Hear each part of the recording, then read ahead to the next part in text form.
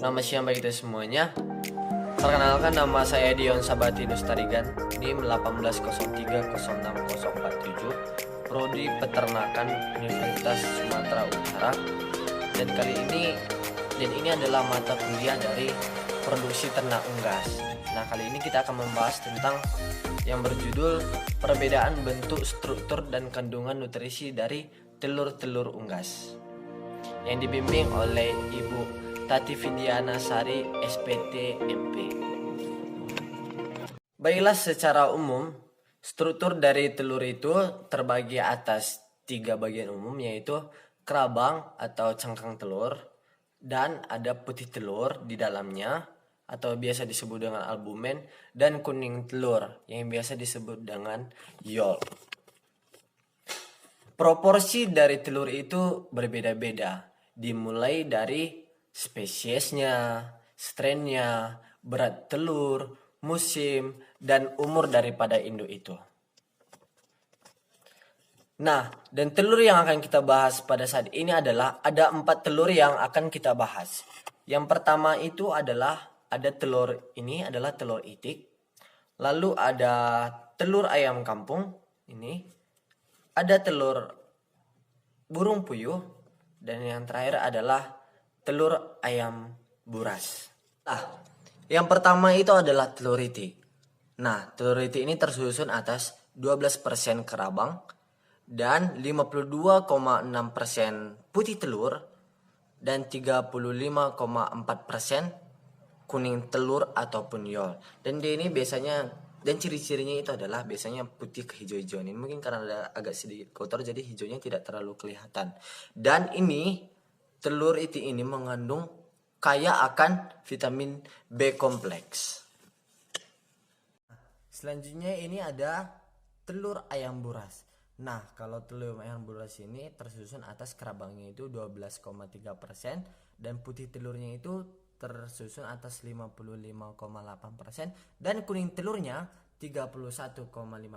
Dari ciri-cirinya bisa kita lihat bahwa warnanya agak kecoklatan. Dan ini telur ini bisa sangat membantu kehidupan kita. Kenapa? Karena ini mengandung sumber energi dan protein.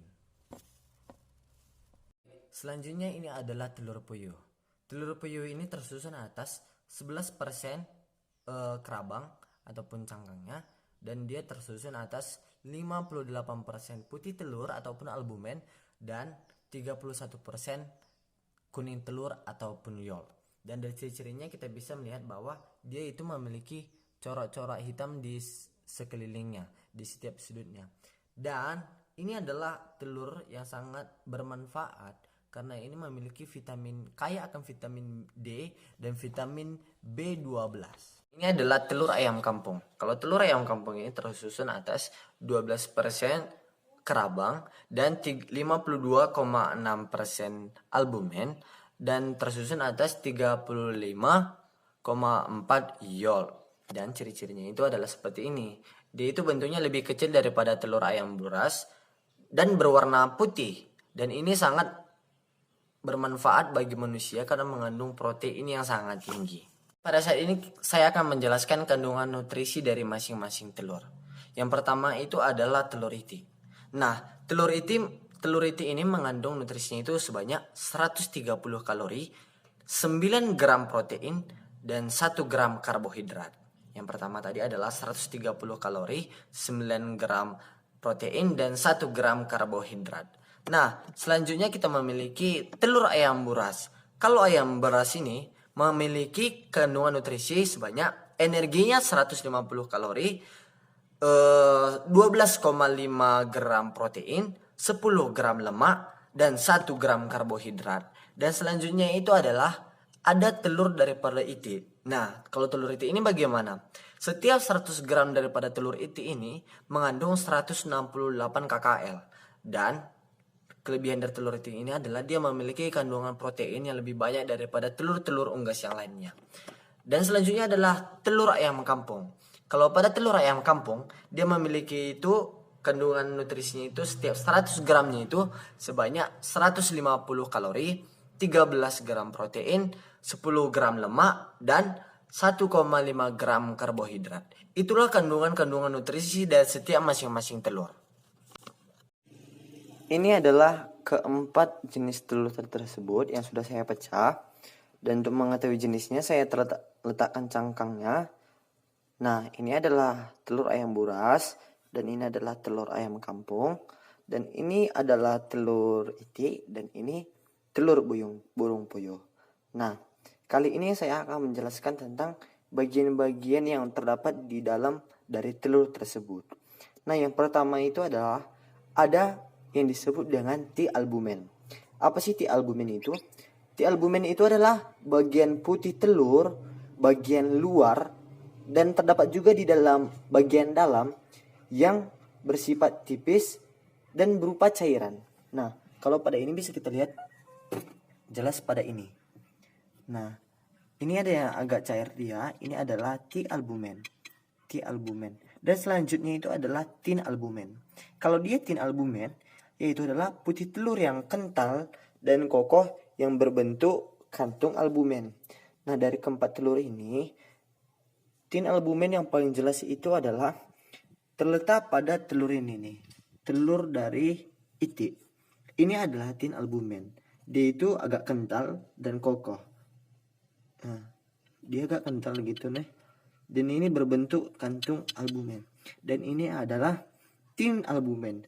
Selanjutnya adalah lapisan tipis yang mengelilingi telur itu disebut dengan membran vitelin. Selanjutnya ada tuh yang disebut dengan benih. Benih itu adalah ini nih.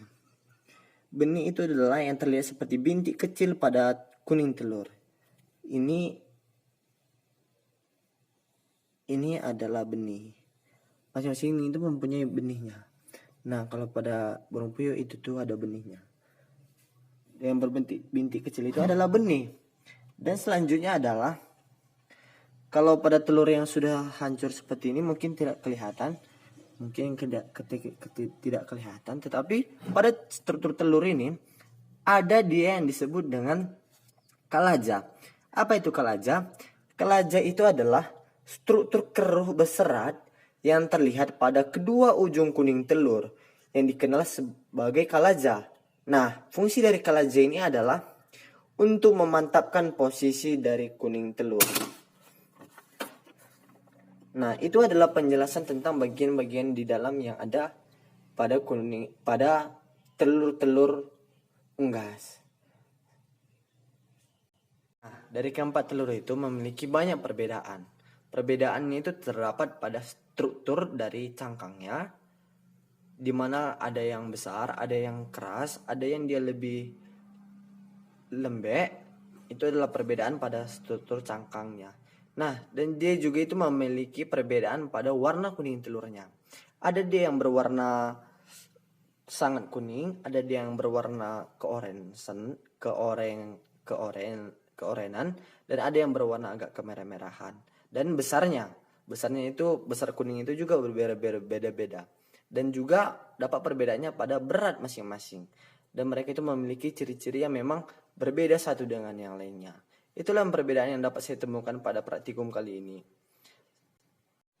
Demikian video yang dapat saya bawakan tentang